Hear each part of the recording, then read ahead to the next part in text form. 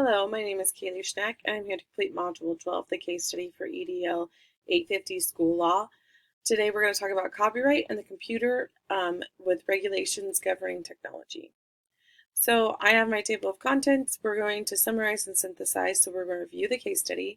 Then we're going to process. We're going to talk about the most important factors and then analyze the consequences.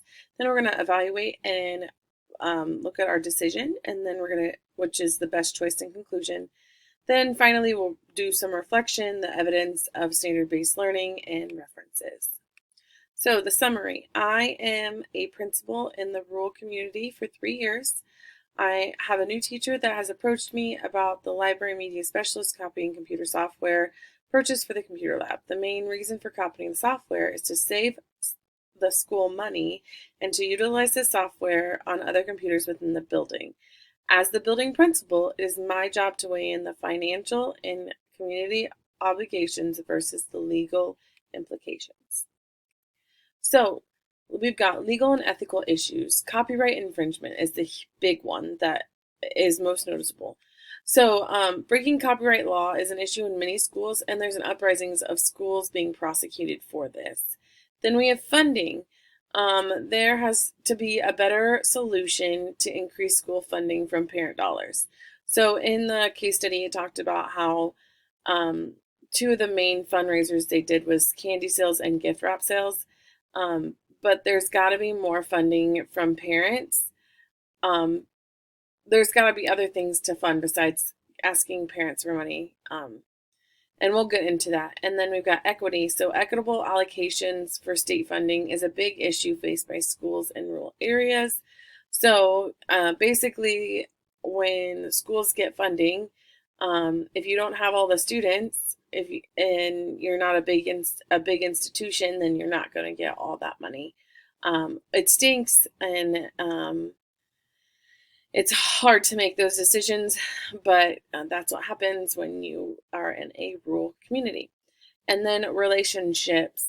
The relationship between the principal and teacher are in jeopardy when legal issues arise.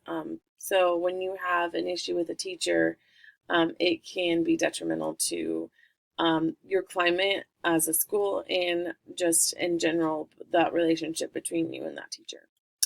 So, this is my summarization. So as a building leader, it is my job to problem solve when issues arise with my staff and school stakeholders, especially when it comes to allocated funds for resources legally, equitably, and the well-being of the students.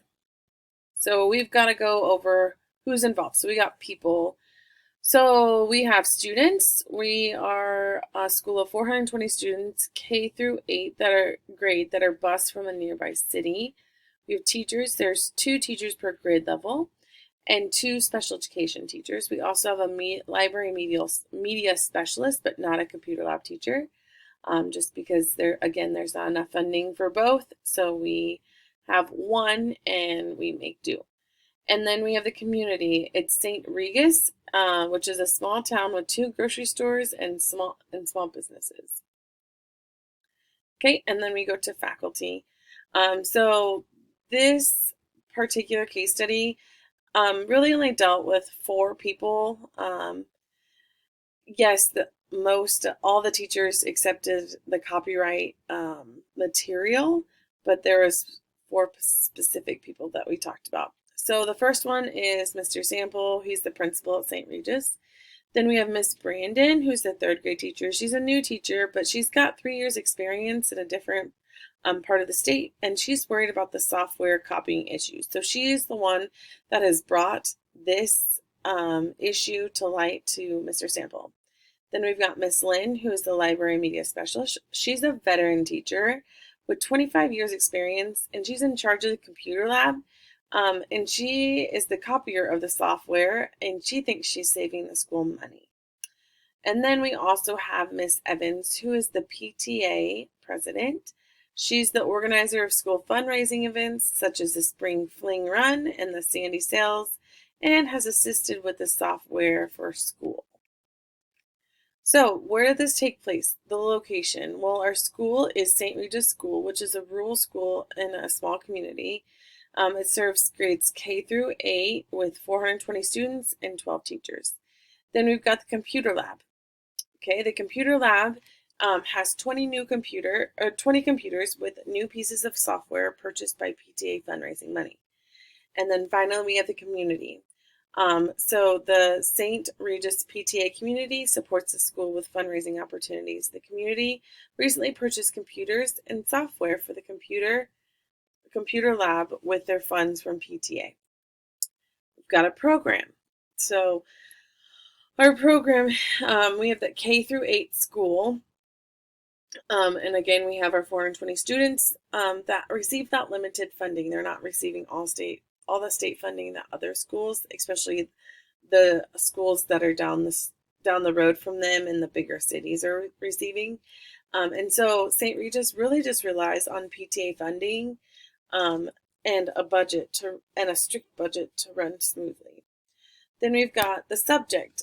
Miss Lynn fills 2 teaching positions due to the small school. Resources need to be allocated equally. And education. All students are able to have access to school technology, even if they're not using the lab.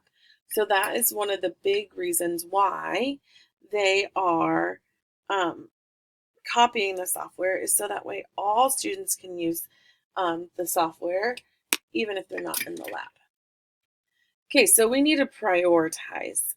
So what we're prioritizing is we need to look at what is the the biggest issue to the smallest issue. So the first one is copyright legality.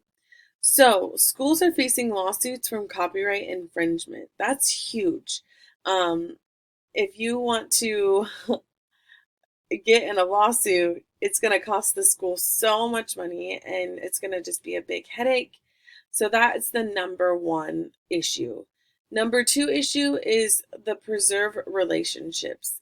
So working as a principal, you want to have positive relationships with your staff, your students, your community, your families. But with this situation, you're kind of jeopardizing that. So you're working to build trust with the community and staff, and you've got to build that positive relationship with all stakeholders. So this decision, whichever we make, it could jeopardize that. And then we have that number 3, which is the financial issue. Resources such as educational software for every computer in the school can support teachers and help students learn. However, there's no money for that, and that is why we are in this position, because we just decided to copyright it, or just copy the software and not worry about spending extra money. And then equity. State education money is allotted to rural school districts disproportionately per student to higher income areas. It makes sense why more funds go to bigger districts because you have more students to serve. However, those rural districts really struggle when they aren't getting enough funding to keep up and with the learning and the trends that happen in education. Ooh, okay. So our options, what can we do based on the what was presented in the case study? So the first thing is you could do nothing. As a principal, I could ignore the copying of software and not acknowledge Miss Brandon's concern. The next thing I could do is encourage copying. I could encourage Miss Lynn and Miss Evans to continue to copy the software that is needed for all students to utilize. Plus, I'm saving my school money, so why not? Option 3 would be the reprimand. I could file a disciplinary action for Miss Lynn that would follow the guidelines and procedures of St. Regis School District and the codes of conduct.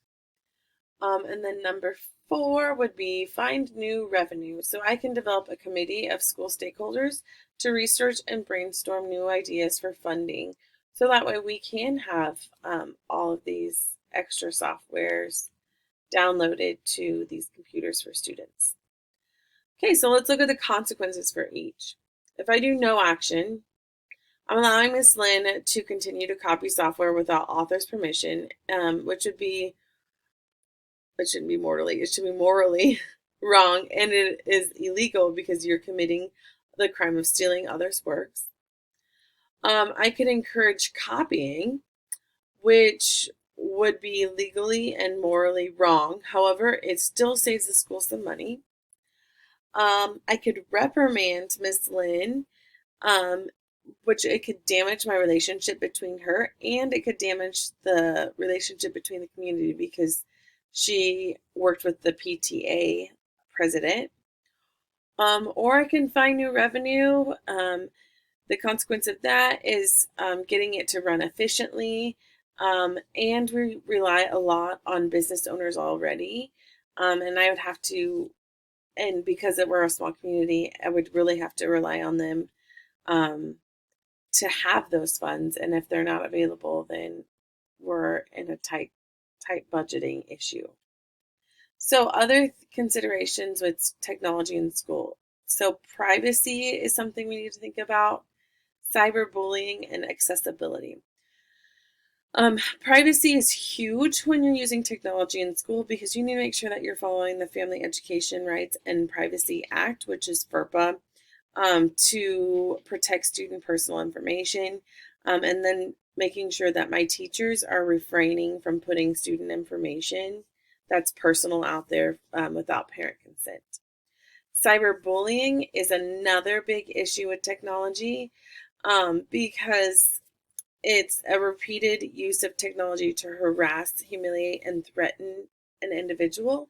It's really hard to manage and catch who is doing it because it's not in person and it's behind a screen. And then the other one is accessibility. So St. Regis needs to ensure that all software and computers are accessible for all students and they comply with the American Disability Act, ADA. So making sure that, yes, you have the software, but it is appropriate and it's accessible for all students, regardless of their disability. So let's evaluate the options. I know I need to be ethical and follow my moral compass and, of course, the law.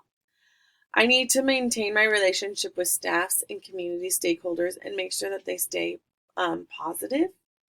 And I need to focus on Miss Lynn and Miss Evans' need to help the community. So solutions. I see that there's two solutions with this scenario. Solution one is I can reach out to the district's technology department and meet with the high school technology teacher to discuss the elementary technology issue on funds and how to improve them. Solution two is I can develop a committee to reach out to St. Regis community businesses and Business City to and close businesses within the city to support funds for the school, and just continue the fundraisers that the parents are already doing and open it up for donations. So, based on that, I think the best option is in working with St. Regis stakeholders and reviewing the information, is that I can raise additional funds that are legal so I can obtain the software without breaking copyright code to improve the learning experience for my learners at St. Regis School.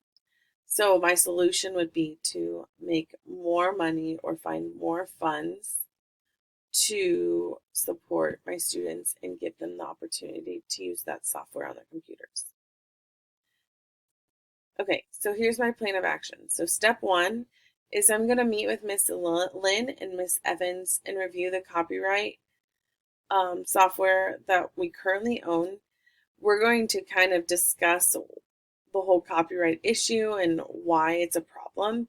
But then we're also going to collect and destroy copies that go against the copyright guidelines.